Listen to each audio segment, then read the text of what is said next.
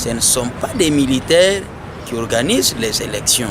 Et les élections sont organisées pour respecter le calendrier électoral et aussi la Constitution de la République.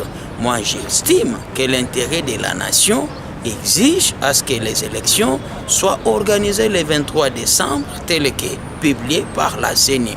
À ce qui concerne les moyens logistiques, je ne vois pas un péché que le gouvernement de la République aurait commis en sollicitant bien sûr la logistique militaire pour dispatcher les matériels au travers l'étendue de la République.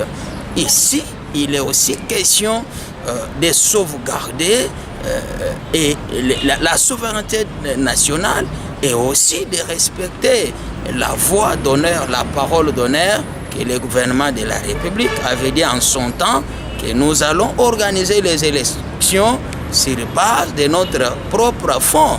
Donc on ne voudrait pas l'immixtion de qui que ce soit, on ne voulait pas l'ingérence internationale.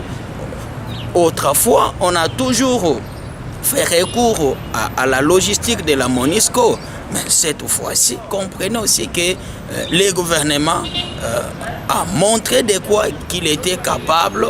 Il a compté sur son propre financement et aussi fait recours aux moyens des militaires. Je ne vois pas aucun mal puisque c'est le gouvernement qui a doté les militaires de ces moyens-là. Les militaires en soi ne constituent pas une institution à part ou bien étrangère. Les militaires, ce sont nos militaires et les moyens qu'ils utilisent, les véhicules, les hélicoptères sont payés par les biais du ministère de la Défense. Et c'est le gouvernement de la République qui a payé ces histoires-là.